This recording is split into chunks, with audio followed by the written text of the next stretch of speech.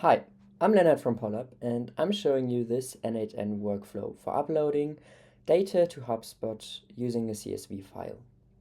This workflow is separated in two steps. First, we have to get a Google Sheet with the actual columns that are defined by HubSpot. For this, we can just simply execute this bottom flow. I have already created an empty Google Sheet, and I've also set it up the credentials for Google Sheets in n8n. This is really well documented, and you should have no issues setting this up. So let's execute this flow. First, we are erasing the data in the sheets, then we are defining some objects that we want to use later on, and then we are fetching the properties from HubSpot.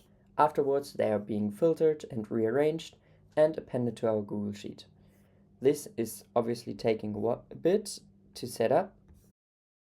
Now we can see it has successfully executed, and if we check out this file, we can see all the data has been included in here. This file is only a storage for n8n itself. It only has to be enriched once, and once you're done, you probably won't have to do that again. But if you're interested, you can take a look at the CRM type. Those are the different types that we are able to choose from later on as well. And then you have the different column names, which is the data you can upload to HubSpot. So for a company, for example, we can upload an About Us, which is a text field, an address, a second address line, annual revenue, stuff like this. And for contacts, you can add a city, a close date, a company, and details like this. But if you don't really take interest in this, you can just generate it and leave it alone and don't have to check it out again. So let's see what this flow does. First, we're fetching the actual data and the header names for the columns. Those are being matched against the data that we fetch from the Google Sheets in here. And if they are all a good match, meaning if they all have the same namings in the Google Sheets and in our CSV file, they are automatically mapped against each other. But if there is an error, or some of the columns are missing, or some are renamed or differently named, you can later on change the names or map the names against the actual values. If your CSV file, for example, has a different delimiter, you can just change that in here. And also in here as in the code, since we have to split this not by this delimiter, but by the one you've chosen. Once this is all set it up and the data is mapped against each other, it will simply be uploaded to HubSpot, and that's pretty much it. So let's test this workflow. I quickly switch to the actual Pollup account and go to the contacts, since I will be testing with contacts. I have to blur this data since there's some sensitive data here. So let's check it out. I execute the workflow. This is opening up this input file. Then I have created a data.csv file to check it out. This data.csv file is pretty simple.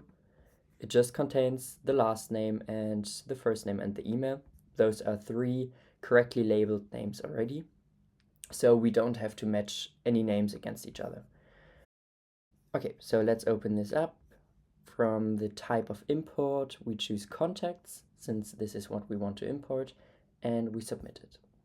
Then in here, we can see it already has successfully uploaded all the contacts. If you have a bigger list, it might take a bit longer. I only have 2 entries, so it was quite quick. And in here, if we refresh that page real quick, we can see we have Leonard test 1 and Leonard test 2. Let's check out one of the contacts so you can see it has successfully uploaded my first and last name, which is Leonard, and test 1, and my email address. And yes, that's already it. You can do that for all 5 kinds of types. So for companies, contacts, leads, details, and tickets. And you just simply have to change the field names for the CSV file. So let's test out the second option. I quickly delete the 2 contacts in here so we can re-upload them. Those are only test accounts anyway. And I will do a small change to the file. Okay, so in here I now change the name of the column to first name, let's say. I save this. Now we import the data again. We choose from contacts and we submit. And now we have to map the name of the column. So in here we have the first name, which is the column we have just renamed, which is supposed to be called first name but without a blank space. So we just choose it from here, first name, that done, and submit. This is the only column that was strangely named, so we only have to rename this. And then we can come back to HubSpot, refresh. Now we can see Leonard, test 1, first name has been mapped correctly, so it's Leonard, and it's not missing.